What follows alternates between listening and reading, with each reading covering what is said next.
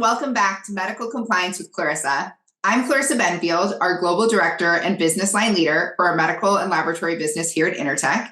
And today I'm so thrilled to be joined by Andrew Hyatt, who is one of our Directors of Operations and Sales for our largest medical center of excellence in Boxborough, Massachusetts. Hi, Andrew. Thanks for joining me. Hey, thanks, Clarissa. I appreciate you having me here. Yeah, so excited to have you here today. So to kick us off and get us started, as I mentioned, right, you run our largest center of excellence for medical for both operations and sales. So maybe you can tell everybody a little bit about how you came to be running the lab in Boxborough and what that looks like from a medical perspective on the day-to-day. Yeah, absolutely. I've been with Intertek for 13 years, started off as a sales rep, grew amongst the ranks, was sales manager for the East Coast. And then an opportunity came about a little over 2 years ago to take on the Director of Sales and Operations for Boxborough. And it has been an absolute blessing. Love working with all of our subject matter experts. The Boxborough team is very effective, very efficient, especially on the medical categories that we have. So it's just been very easy working with them and helping our customers get their product to market as quickly as possible. Yeah, so I think, that gives you a really unique perspective. Obviously, being one of our largest centers, having one of our biggest scopes and staff, you see a lot of different types of devices coming through, a lot of different manufacturers visiting Boxborough or working with our site. So a lot of the questions that we get asked relate to medical device manufacturers and how they can establish that really strong working relationship or partnership with the test lab. Of course, everyone wants their testing to be efficient, accurate, move quickly, like you said, get products to market faster. So what are some suggestions for people who are really trying to understand how to make this the best and most cohesive partnership?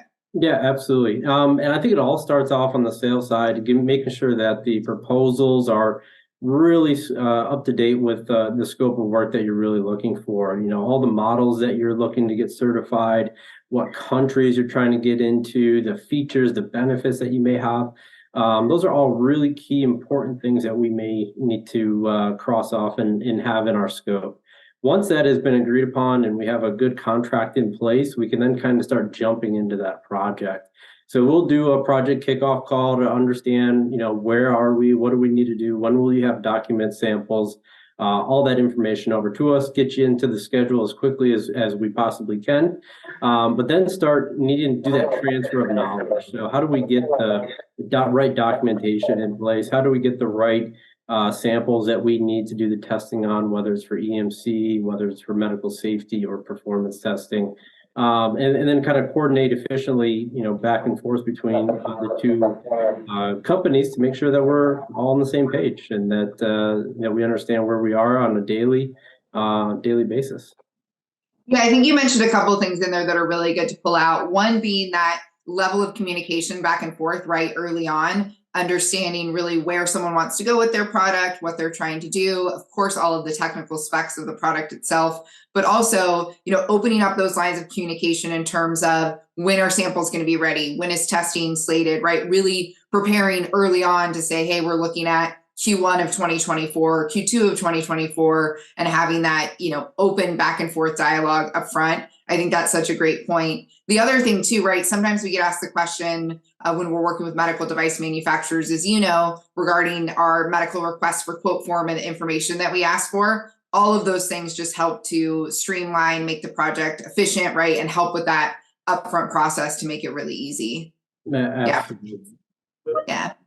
So thinking too, right, we sometimes get asked, why would someone choose us? What does it take when you're selecting a test lab partner? What does someone have to think about when they're trying to decide, okay, where are we going to go for testing? Who's going to be able to complete this project in the time that we're looking for? Yeah, absolutely. Probably the first and foremost thing you got to look at is the accreditations. So if you're trying to get certifications on a global basis, are they accredited for that? You really don't want to have to repeat testing if needed. But then looking after that, it's, precision, right? What is the expertise of the lab that you're working with or the subject matter experts that you have, whether it be EMC, whether it be medical safety or performance testing, operating at pace, right? Not just try to cut corners here, but how do we make sure that, we have a, controlled urgency that, every step of the way. what does that look like from the quoting side to the scheduling side, to getting reviewers in place, but also certification. Our certification is our partner that we work very closely with, and making sure that we're doing initial factory audits, or we're getting everything kind of in line for their CV cert. So accreditations, precision, pace, and the last thing I have to say is passion. We love every product that comes through our doors. We treat it like it's our own. We're excited to be a part of those types of projects, because they are changing the world, and it makes us want to be make sure that we do a really good job there. So accreditation, precision, pace, passion is the name of the game, I think. Yeah, I think that's so true. And I love hearing you say that. I mean, obviously, we talk a lot about that on this podcast, right? The passion that we have for the medical device industry, understanding that we're working on these products day in and day out that are changing either people's quality of life or providing life-saving measures, right? It's so important and so impactful to be part of this industry. So I love to hear, of course, that all of our labs and all of our staff, right, feel the same way when we're working with products.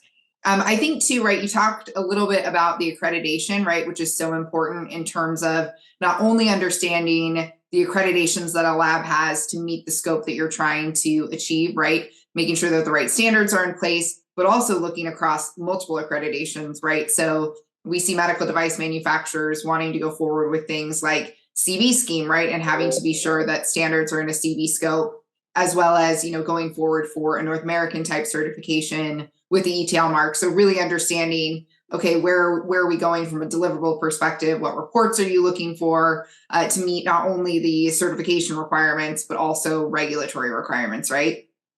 I think, too, you touched on, which of course is so important to us and something that as an organization globally, right, with all of our medical centers of excellence, we're constantly working to ensure that we have the best expertise, really highly trained staff, the best capabilities, looking to the future. I know there's a few areas that our Boxborough lab has expertise in that some of our other labs might not. Maybe you can touch on those in terms of some of the really highly technical experts that we have that sit in Boxborough. Yeah, so one of the key areas that we probably got the most notoriety about is our implantables device products that we have coming through our lab. Medical robotics has been another really big key one. We do a lot of X-ray type projects, infusion pumps. What else we got? Cardiac type products that are coming. Yeah. So there's quite the variety, and it's the really more complicated, difficult type products too. So some of the newer engineers that we have coming on board are really excited because they're really kind of jumping right in and working with some of our key experts in these fields to really beef up their knowledge very quickly. Yeah, and I think part of when someone is selecting a test lab, right, especially in some of these key areas, is really understanding that expertise. Because with medical, we have so many particular standards, there's so many Part 2s applying to the different types of technology that it's really important if you're selecting a test lab to make sure, of course, that they have not only those Part 2s in their scope, but actually have the expertise. To your point, some of these areas like medical robotics, like implantables, especially, when we're talking about actives and things like that, you have to be sure, right, that you have those really strong technical experts, because there's so much collaboration that then happens between the test lab, the engineers, and the staff at, a manufacturer's facility. Absolutely, yeah. So another thing we get asked a lot about, which I think is, really important when we're talking about developing a strong relationship and working together, is what to do if you're in the process of testing or in the process of a documentation review and there's challenges that come up. Maybe there's some non-conformances that pop up, or testing that doesn't go the way as planned, or schedules get changed. Like, what's a good way for a medical device manufacturer to either help mitigate some of those things or effectively deal with some of those things as they're going through the actual process itself? Yeah, absolutely. No one really likes to get a letter report, because it usually means that there's a non-compliance there. So one ways we try to help mitigate it is in the letter report, it does say, where the potential issues are, what documentation that we need, and if there's any outstanding tests that we have to perform. So as long as the manufacturer is going through and kind of using that letter report as a checklist, that'll really kind of help them kind of, make sure they answer all the questions that we have in an efficient manner. And if that's still a little bit unclear, we'd be more than happy to get on a conference call to kind of review that checklist and to make sure that, we are all on the same page, you understand where it is.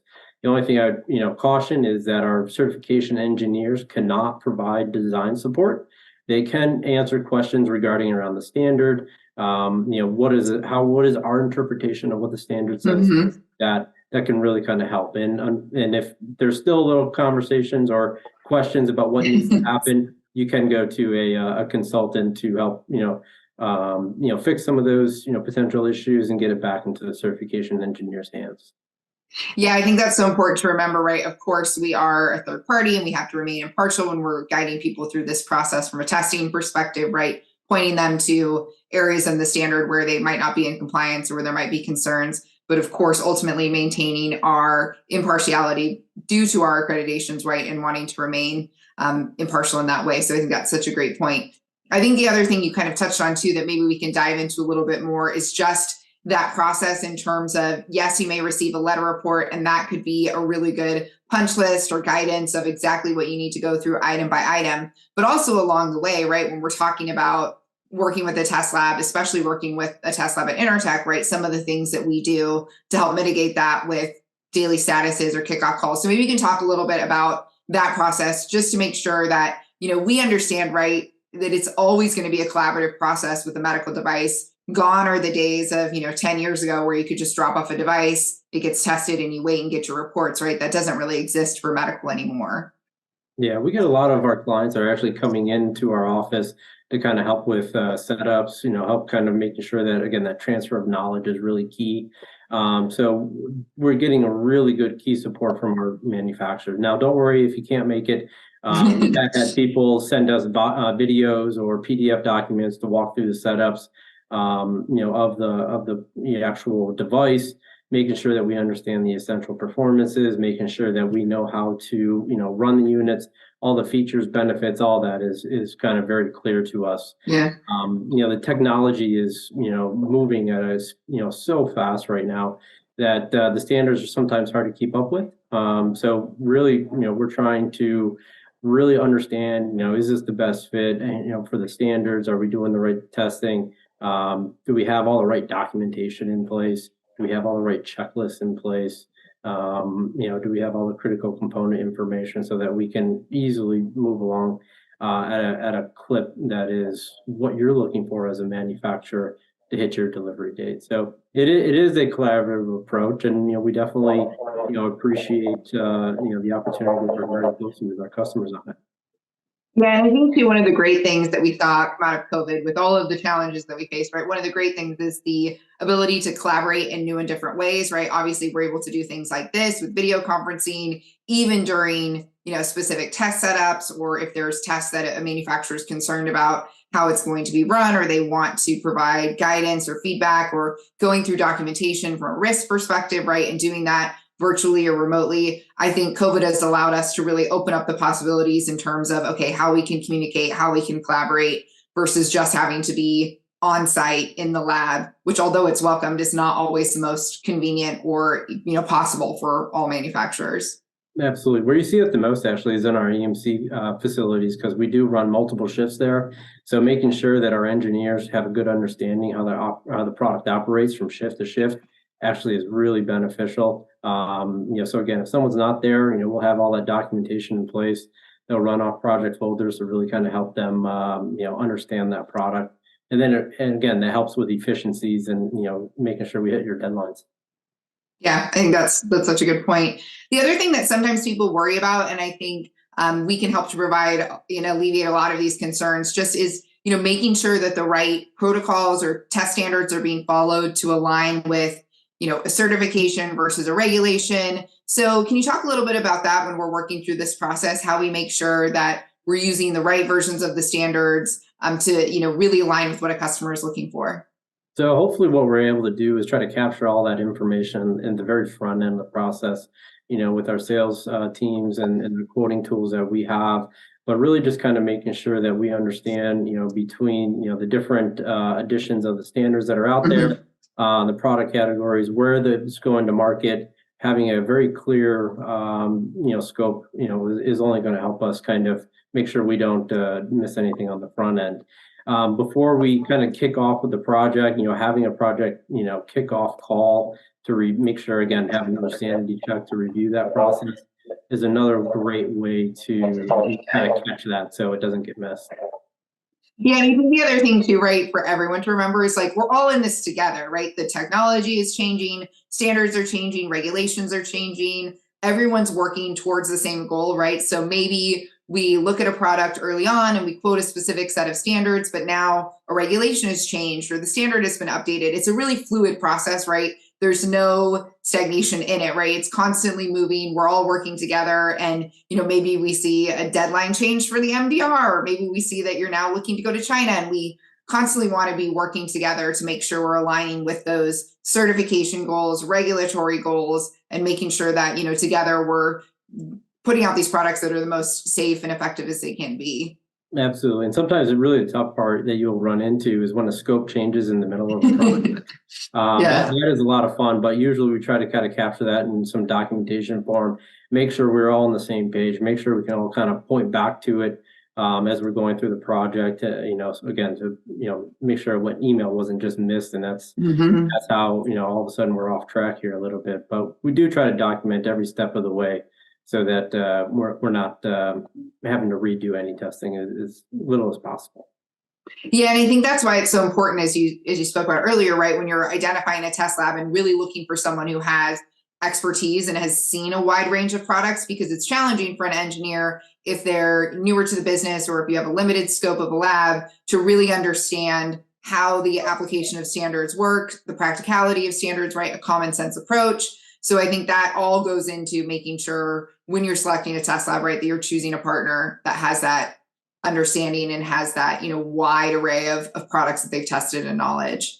The other thing you mentioned too, right, of course, we talk about on the front end, gathering all the right information. We also ask for a lot of documentation when we're starting an evaluation, pretty similar every single time, medical and otherwise. Of course, there's some additional things we ask for on the med side, but maybe you can walk through some of the things we commonly ask for, commonly look for from manufacturers, which all just helps with that being more prepared and working through a collaborative process. Yeah, absolutely. So typically when we start off on the EMC side, we're definitely going to look for an EMC test plan for 60601-1-2, really just to kind of make sure that we are all in agreement as to what tests that we need to do, what samples we need to test, any modes of operations that we need to test, countries we're going for, deviation. So it's a huge list that we want to have a nice little buttoned up approach on. So once we signed off on that, we'll get going on the testing for EMC. On the safety side, there's a lot more information that's needed there. So you're going to have your appropriate checklist that you need to do for the 60601 series, your risk management files, your usability documentation, operating instructions, critical component list with all the pertinent information of ratings, certifications, manufacturer names. Having all those documentations ahead of time, before the project starts, really kind of helps the project move along quickly and efficiently. We can start with like limited information, but it can quickly run into a stall if it doesn't get produced to us fast enough. So really want to make sure we get all that information ahead of time. And I know a lot of manufacturers really put a heavy influence on getting a sample ready, getting in our hands, but sometimes the documentation is the part that lingers the most. Yeah, and I think it's so interesting too, because a lot of times manufacturers think that the documentation has to be in its final state, right? You have to have a final manual, you have to have final labels, but there's a lot of stuff that we can see in draft form, right? It's important to get it into the hands of our technical experts because there may be changes, right? A critical component list is never going to be completely one and done document, right? An IFU you may have to change based on the requirements of the standard. Same with the label. So it's important to get those things early and understand that it's okay if it's a draft. We'll work together. You'll get a lot of comments and feedback.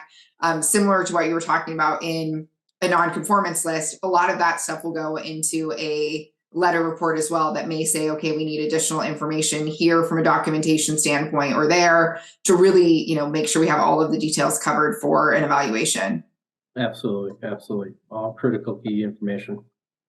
Yeah. So with that, thinking about a critical, like a non-conformance, how do we address bringing someone back into the lab? So let's say you have something that's essential or critical that fails during testing and may require a redesign or taking a step back or coming back later. Because obviously in all of our evaluations, we see minor things, minor failures that allow us to keep going on with the project. But sometimes that's not the case, right? Sometimes we see major failures. So how do we as a test lab work together with a manufacturer when we see some of these major failures? So really, it's all going to be based around communication. So once you get that letter report, you're probably going to be able to kind of run through it to see if there's any major design changes that are going to be needed. And if you're at that point able to kind of give us a a rough ballpark on when you think you'll be able to get your changes back to us, that will be very helpful from a scheduling standpoint. We can tentatively schedule people to get them back into the lab. We don't like projects lingering out there, so we want them in and through the door and back into certification's hands fairly quickly. So, having that out there, we definitely want to kind of wrap up, but constant communication, with us will really kind of help. If we need to schedule, again, another kickoff call to review the changes that you made, see how they, they may affect any of the previous testing that we've done. We'll definitely look to do that. But all of a sudden coming back to us, after maybe a week or 2 weeks or months of silence and working on your designs, it becomes kind of a shock to us that, oh, you're ready now. So let's have really good communication so we can again have that nice partnership approach. Yeah, and I think there's other things that manufacturer can do in the process too, right? We didn't touch on it in this podcast, but we've talked about it before with pre-compliance testing, right? So if there's areas that you're concerned might be failures, or if this is your first time through the process on certain safety testing or certain EMC testing, you can always do pre-compliance, as well as starting early with a documentation review. Even to your point, if you don't know when samples are going to be ready, but you want to get started on that portion of a project, right, to really keep everything flowing and everything moving, there's a lot of opportunities there to do some of that to hopefully alleviate as many issues with major failures or major nonconformances. Yeah, we do a lot of pre-scans for a lot of our EMC clients, new and existing. So that's nothing new for us or for a lot of our customers. And yeah, going through and do some general safety testing just to kind of get a good ballpark and a good, feel good. If you can't do it in your own labs, we'll be more than happy to help assist you there as well. Yeah, and I think sometimes people forget because they really do see us as that third party kind of end stop, certification or deliverables that are going to be used in a regulatory submission. But there's a lot of work that we do from a performance standpoint, from a pre-compliance standpoint, from a, just engineering time, working directly with a manufacturer on a product. If you want to come in and do some tests from a part 2, or you want to come in and do some pre-scans, that's happening all the time. It's not just, oh, we're ready for our full final testing and we want to come to the lab. There's a lot of opportunity where we can support earlier on. We have those technical experts, those people who can provide that level of expertise to support the testing. Oh, absolutely. Even if it's just a component changes or, we need to, do some R&D type stuff. We have a lot of performance chambers that are out there. We can do various types of, load testing as well. So whether you have a need, whether it's on the compliance side or just general testing side, we can help support your endeavors there. Yeah, absolutely. And, I think overall, we see so many different types of medical technologies coming into the lab. We're so passionate, as you said, about bringing those technologies in and working with those manufacturers. You as the leader of our team in Boxborough, right, running that site, you're investing in medical, you're investing in staff and expertise and training and, in capabilities, all of those things to continue to grow and to be able to support our large medical device community. Is there anything else that you want to leave everybody with just about, what makes a project really successful, or any tips and tricks that you can think of really when someone's thinking about coming into a test lab and getting started? Really, it's, just we're here to partner with you. We're not here to be a police or anything, shut you down or, say you did something wrong. We really just want to work together and kind of get your project, to market as quickly and as efficiently as possible. When we ask for information, it's, because we need it, we need it on the certification side. So, if you have questions on it, it doesn't make sense, hey, why did this happen? We don't think that that clause applies to our product. We're more than happy to have those conversations with you, to help support it, help, get a better understanding. Maybe we're wrong on that in that case, and we'll bring in some of our other subject matter experts or chief engineers to help us in those situations. But again, every step of the way, we're here to try to help get these products to market as quickly and efficiently as possible.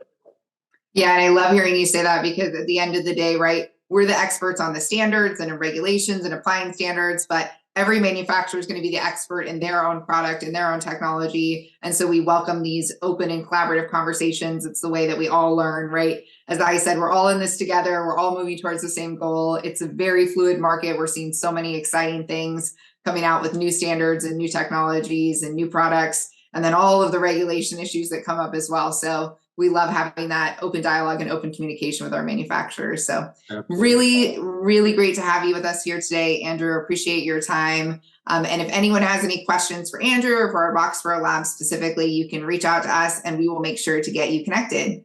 Thanks so much. Thank you.